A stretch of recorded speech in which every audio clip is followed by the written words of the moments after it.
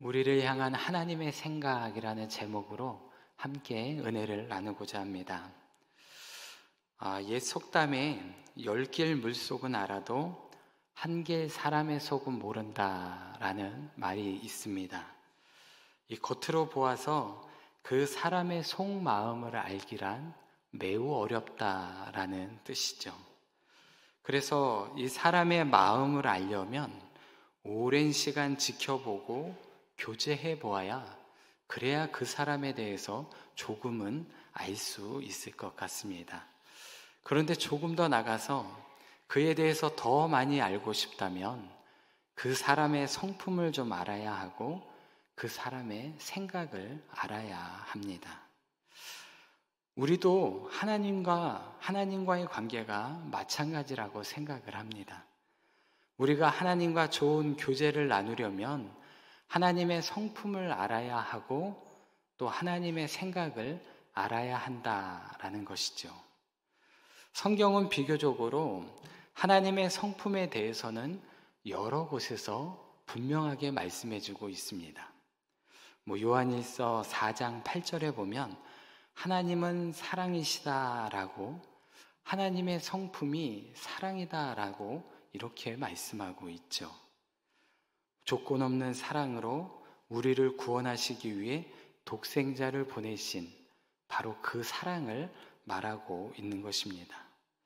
또한 긍휼하심과 인자하심이 멈추지 않고 있다는 것도 말씀하고 계십니다. 그래서 우리는 이런 말씀들을 통해서 하나님의 성품이 어떠하신지에 대해 대충 이해는 하고 있는 것 같습니다. 그런데 오늘 말씀을 보니까 하나님에 대해서 아는 것이 이렇게 성품으로만 끝나는 것이 아니라 하나님의 생각도 알아야 한다라고 우리에게 말씀해 주고 있습니다. 하나님의 성품은 단순히 성격이 아닙니다. 어떠한 지향성, 즉 방향을 향해 달려가고 있다는 것을 말하고 있습니다. 그래서 하나님의 성품은 때에 따라서 변하거나 그 방향이 바뀌거나 하지 않다는 것입니다. 하나님의 성품, 그 방향은 늘 변함없이 한 곳을 향해 계속해서 달려가는 것이죠. 이 하나님의 사랑의 성품을 보아도 마찬가지입니다. 하나님의 이 사랑의 성품은 변함이 없습니다. 우리를 구원하기 위한 그 방향을 이루시기 위해서 끝까지 그 사랑은 변하지 않고 또 끝나지 않는다는 것이죠. 우리를 향한 긍휼하심과 그 용서하심의 성품도 마찬가지입니다. 끝나지 않고 끝까지 간다는 것이죠. 그래서 이 변치 않는 하나님의 성품으로 인해 우리가 늘 하나님을 신뢰할 수 있고 하나님을 믿고 따라갈 수 있는 이유가 되는 것입니다. 그렇다면 이 하나님의 생각은 어떠할까요? 하나님의 생각도 하나님의 성품과 같은 그런 방향성을 가지고 있습니다. 하나님의 생각 또한 변하지 않고 한 방향으로 계속해서 간다는 것입니다. 한 번 생각하신 것은, 우리에게 한 번 정하신 것은 변하지 않는다라는 것이죠. 오늘 우리가 바로 그 하나님의 생각을 아는 기쁨을 함께 누리기를 바랍니다. 우리가 타인의 생각을 알려면 사실 좀 노력이 필요합니다. 그냥 아무 노력 없이 상대의 생각을 알 수는 없습니다. 심지어 자녀들의 생각을 아는 것도 노력하지 않으면 알 수 없다고 말하지 않습니까? 혹 성도님들, 내 자녀의 생각은 내가 잘 알고 있다라고 생각하신다면 그것은 잘못된 생각입니다. 오히려 틀릴 때가 더 많다는 것을 알게 되지요. 우리는 노력을 해야지만 상대의 생각에 대해서 알 수 있는 것입니다. 그러나 이 성품이라는 것에 대해서는 어느 정도 우리가 옆에서 지켜만 보면 알 수가 있습니다. 같이 지내보면 이 사람의 성품이 어떠한지 조금 알게 된다는 것이죠. 화를 잘 내는 사람인지, 인내심이 많은 사람인지, 무엇인가를 자꾸 나누려고 하는 그런 사람인지 잘 살펴보면 그 성품에 대해서는 어느 정도는 이해가 가능합니다. 하지만 이 생각은 이야기를 나눠보고 노력하지 않으면 알기가 쉽지 않습니다. 그래서 우리가 하나님의 말씀을 통해 하나님의 성품을 어느 정도 이해했다면 하나님의 생각을 알기 위해서는 더 깊이 들어가야만 합니다. 더 깊은 하나님과의 교제로 들어가야만 하나님의 생각을 알 수 있는 것이죠. 오늘 말씀에도 말하지만 이 더 깊이 들어간다는 건 바로 기도하고 하나님의 말씀을 묵상하고 지키며 살아가는 것을 말합니다. 그렇게 우리가 열심히 노력하고 하나님을 알고자 할 때 하나님의 생각을 깨닫게 되고 또 하나님에 대해서 오해하지 않고 살아갈 수 있는 것이죠. 사실 우리 신앙의 많은 문제들을 바라보면 이 하나님을 오해하는 데서 기인한다라고 말할 수 있습니다.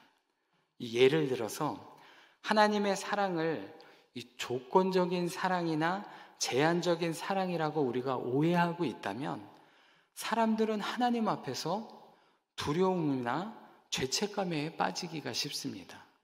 왜냐하면 내가 그 조건을 맞추지 못하고 있다는 생각에서 하나님을 오해하고 하나님이 혹시 나에게 벌을 내리지 않을까라는 이런 잘못된 생각을 갖게 된다는 것입니다.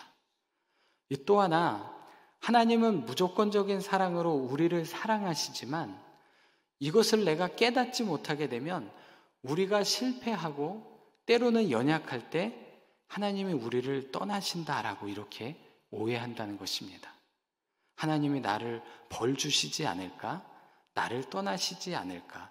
이렇게 하나님을 오해하면서 신앙의 문제들이 생긴다는 것이죠. 이렇듯 오해라는 것은 우리의 삶에 마치 기계의 부품이 어긋나는 것처럼 관계와 상황을 삐걱거리게 만드는 것입니다. 그리고 갈등의 발단이 되어 참 어려운 일들을 만들게 되죠. 이것을 현대 심리학에서는 인지적 구두쇠라고 이렇게 말을 합니다. 이 인지적 구두쇠라는 것이 뭐냐? 문제를 해결하거나 결정을 내릴 때 가능한 노력을 하지 않고 쉽게 생각하고 판단하는 것을 말하는 것입니다. 즉, 누군가를 알기 위해 내가 노력을 하지 않는다는 것입니다. 그냥 내가 가진 생각으로 내가 해왔던 그런 모습으로 그냥 쉽게 상대를 판단하게 된다는 것이죠. 그러니까 상대에 대해서 별로 알고 싶지 않다라는 것에 그 사람이 하는 모든 것이 그저 마음에 들지 않고 그 하는 행동들이 그냥 싫게 느낀다는 것이죠. 그래서 그런 걸 통해 많은 오해를 할 수밖에 없다는 것입니다. 이 오해에 대해서 또 하나의 원인이 있는데요. 이 오해를 할 때 가장 우리가 하는 것 중에 하나가 행위자, 관찰자 평양을 갖는다라고 이렇게 말을 합니다. 이 말은 무슨 말이냐면 내가 행위의 주체자가 되었을 때는 내가 하는 행동의 모든 것은 선하게 생각을 하지만 상대를 지켜보는 입장에 되면은 저 사람이 하는 모든 것이 다 잘못되었다라고 이렇게 판단하게 된다는 것입니다. 이것을 행위자, 관찰자 편향이라고 이렇게 말을 합니다. 쉽게 말씀드려 내로남불을 말하는 것이죠. 내가 할 때와 남이 할 때가 완전히 달라지는 것, 바로 이것이 많은 오해를 가져오게 된다는 것입니다. 그런데 이런 오해가 우리 신앙에서도 마찬가지라는 것입니다.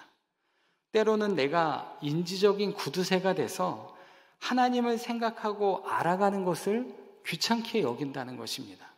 그냥 내가 하던 대로, 하나님에 대해서 그냥 내가 알던 대로, 듣던 대로 판단하고 경험하고 내가 하나님을 그렇게 이해한다는 것이죠.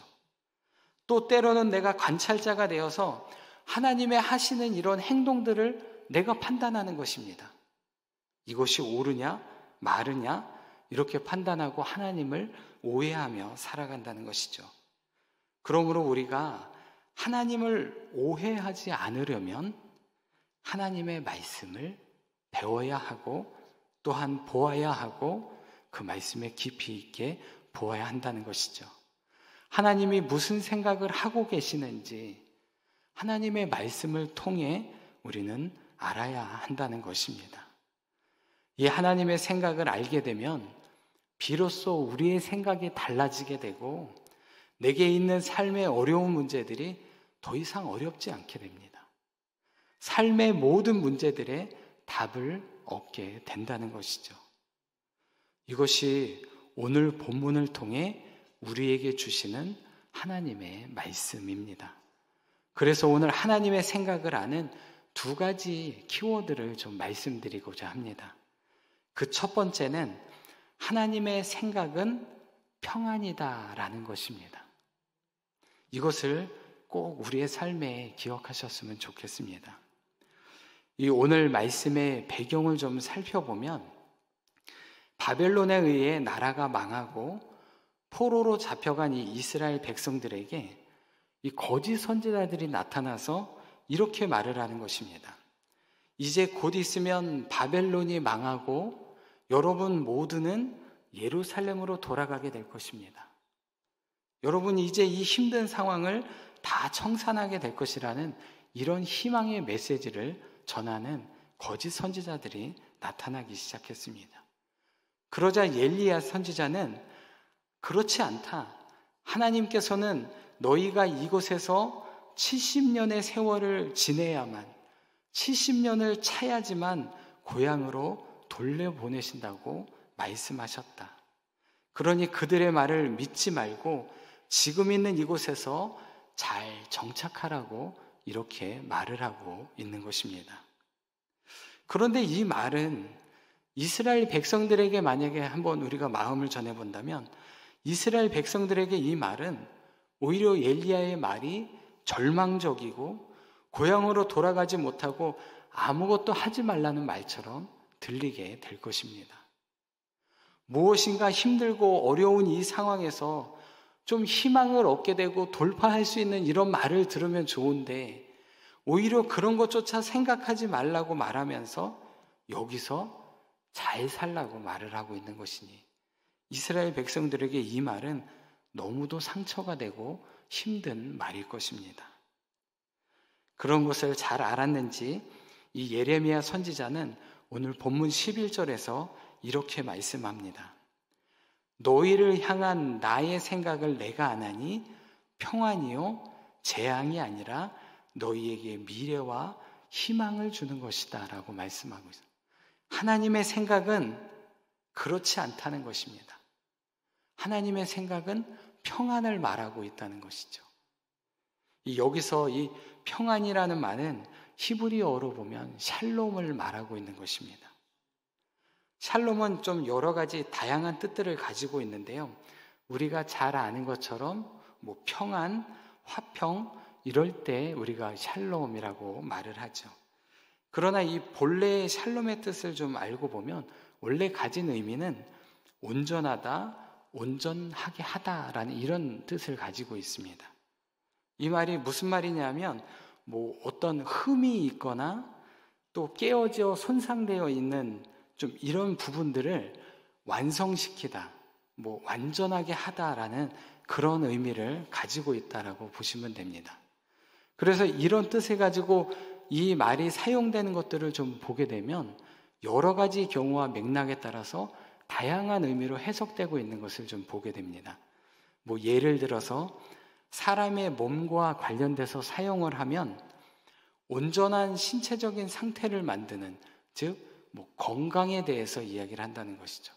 아픈 이들에게 샬롬이라고 말하면 너의 몸이 온전해지기를 바란다 라는 그런 의미인 것이죠. 또 심리적인 측면에서 사용해 보면 평안을 원한다라는 말로도 해석해 볼 수 있습니다. 그리고 뭐 농사와 관련된 어떤 일과 관련된 일에서면 잘 되기를 바란다, 풍년을 맺길 바란다라는 말로 이렇게 사용을 합니다. 대부분 성경에서는 뭐 나라와 나라 사이에서 이렇게 사용해서 평화와 화평 이런 뜻으로도 사용이 되죠. 그래서 이와 같이 샬롬은 여러 가지 이런 좋은 뜻, 좋은 의미를 가진 것을 알게 됩니다. 그래서 한마디로 샬롬이라는 말에는 악한 의도가 없다는 것을 알게 되죠. 다 잘 되는 것, 좋은 것, 이런 의미를 가지고 있는 것을 알게 됩니다. 그래서 오늘 본문에서 하나님이 말씀하시는 이 평안, 하나님의 생각이 평안이라는 것은 나쁜 뜻이 아니라고 말을 하는 것입니다.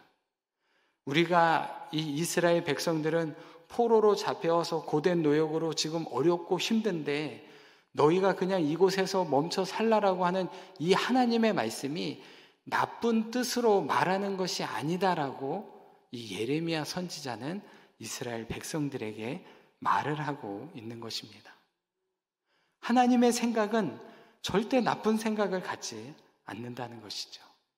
오히려 그에게 희망과 온전해지길 원하는 그런 뜻을 가지고 있는 것입니다. 성도님들이 지금 어떤 상황에 계시든지 이 하나님의 생각을 아셨으면 좋겠습니다. 하나님의 생각은 평안입니다. 성도님들을 향한 하나님의 생각은 절대 악의가 없으십니다. 그런데 우리가 하나님의 생각을 오해해서 늘 이 죄 때문에 내가 무엇인가를 잘못해서 혹 내가 벌을 받고 있지는 않은지, 혹 내가 무엇인가 잘못해서 내 삶이 어려운 것은 아닌지, 나를 좀 어렵게 하고 계시는 건 아닌지, 이런 재앙적인 생각을 하고 있다는 것이죠. 하지만 하나님은 절대 그렇지 않으시다는 겁니다. 하나님은 재앙을 주시는 분이 아니라 오히려 우리에게 복을 주시고 우리를 구원으로 인도하시는 분이십니다. 예전에 한 집사님이 결혼한 지 한 2년 정도가 지났는데 이 아이를 갖지 못했습니다. 저도 좀 비슷한 상황인데 저에게 와서 기도를 좀 부탁하시더라고요. 좀 아이를 갖게 해달라는 그런 기도인데 거기서 뭐 이렇게 기도를 좀 열심히 해드렸습니다. 그래서 결국 한 3년 정도 있다 아이를 갖게 되었고 한 5년 정도 이 아이 둘을 좀 낳게 되었습니다. 그런데 이분이 나중에 와서 하시는 말이 이렇습니다. 뭐라고 했냐면 아이가 없을 때 너무 행복했다. 나는 아이가 없을 때 그거 재앙인 줄 알았더니 아이를 낳고 와서 지금은 그 행복을 누리지 못한다라고 이런 말을 한 적이 있습니다. 농담식의 말씀이지만 이게 무슨 말이냐면 하나님은 악의를 가지지 않고 우리에게 보복하지 않는 하나님이시라는 것이죠. 지금 처해진 현실은 이스라엘 백성들처럼 때로는 우리가 포로 생활처럼 힘들고 어려울 수 있을지 모릅니다. 결핍이 많을지 모릅니다. 하지만 하나님의 생각은 평안이라는 것, 그것은 절대 변하지 않는다는 것을 꼭 기억하시기를 바랍니다. 이 두 번째 키워드는 바로 하나님은 멀리 보시는 생각을 하신다는 것입니다. 이 11절 후반절에 보면 이렇게 말씀합니다. 너희에게 미래와 희망을 주는 것이다. 하나님의 생각은 미래와 희망을 주는 것이다 라는 것이죠. 이 현재에서 이 앞날을 바라본다, 미래와 희망을 본다는 건 정말 어려운 것입니다.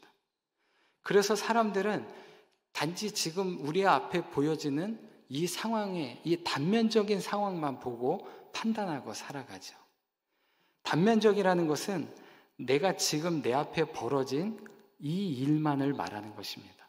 그래서 이것만 해결하고 당장 이것만 해결하면 다 된다라는 이런 생각을 더 먼저 갖게 되죠. 그런데 지금 일어나는 이 일은 여기서 끝나는 것이 아니라 앞으로의 나의 삶과 연결되어 있다는 것입니다. 하나님의 생각이 바로 그걸 하시죠. 우리는 지금 현재만을 생각한다면 하나님은 멀리 보고 계신다라는 것입니다. 이스라엘 백성들이 포로로 사는 기간이 아마 정말 힘들었을 것입니다. 언제 매를 맞아 죽을지도 모르는 상황이고, 이 사람이 죽었다고 해서 아무도 그를 애도하거나 불쌍하게 여기지 않는 그런 비참한 생활을 했을 것입니다. 그러면 그들의 삶이 여기서 끝이 아니라는 것이죠. 하나님은 너희가 그저 거기서 죽어서 끝나는 삶이 아니라 바로 미래를 바라보시고 미래의 희망을 생각하고 계신다는 것입니다. 그래서 예레미야 29장 이 초반에 보면 포로로 잡혀간 이스라엘 백성들에게 뭐라고 말씀하시냐 하면, 너희가 거기서 터를 잡고 집을 짓고 밭을 갈아서 열매를 먹으라라고 말씀하고 있습니다. 지금 너희에게 주어진 그 상황에서 열심히 살라는 것이죠. 왜 이렇게 살라고 말씀하실까요? 여기가 끝이 아니라는 것이죠. 앞으로 하나님께서 너희에게 주실 그 땅이 있기 때문에 그렇습니다. 그래서 그 자리에서 한탄만 하지 말고 미래를 바라보고 희망을 가지라고 말씀하고 있습니다. 말씀이 근데 너무 재밌습니다. 집도 짓고 밥도 해먹고 하루하루 열심히 살라는 것이죠. 이 하루하루, 너무 단순해 보이는 이 하루하루가 바로 우리의 미래를 만들고 우리에게 희망을 던져주게 될 것입니다. 오늘 우리에게 있는 사건은 그냥 이 자리에서 끝나는 단편적인 사건이 아님을 기억하시길 바랍니다. 그래서 비록 답답하고 좀 미래가 보이지 않지만 멀리 보시는 그 하나님을 의지하고 희망을 가지시는 저와 성도님들이 되시기를 바랍니다. 말씀을 맺겠습니다. 오늘 하나님의 생각을 알 수 있는 두 가지 키워드를 말씀드렸습니다. 하나는 평안이고 하나는 멀리 보는 생각이라는 것입니다. 하나님은 늘 우리에게 악의가 아니라 선한 생각을 품고 계십니다. 지금 삶에 미래가 없고 희망이 없는 것처럼 보일지 모르지만 눈에 보이는 것으로 판단하지 말고 하나님의 생각을 먼저 깨닫기를 바랍니다. 그러기 위해선 말씀을 깊이 묵상하고 기도하시기 바랍니다. 오늘 12절 말씀에서도 너희가 내게 부르짖으며 내게 와서 기도하면 내가 너희들의 기도를 들을 것이다 라고 말씀해 주셨습니다. 그러면 분명 하나님께서는 우리에게 하나님의 뜻을 온전히 깨닫게 해 주실 것입니다. 이 말씀을 기억하며 살아가는 복된 우리 성도님들 되시기 바랍니다. 기도하겠습니다. 사랑의 하나님, 오늘 우리를 불러주시고 우리를 향한 주님의 뜻을 말씀해 주셔서 감사드립니다. 주님께서 우리를 향해 가지신 생각이 평안과 또한 멀리 보는 생각임을 다시 한번 깨닫게 하여 주시고, 우리의 생각이 복잡하고 두려움과 걱정과 어려움 가운데 있을 때 먼저 하나님의 생각을 품게 하여 주옵소서. 그래서 하나님이 주시는 그 기쁨, 또 그 평안과 미래를 바라보며 살아가는 복된 삶이 되게 하여 주옵소서. 감사드리며 우리를 사랑하시는 예수 그리스도의 이름으로 기도드리옵나이다. 아멘.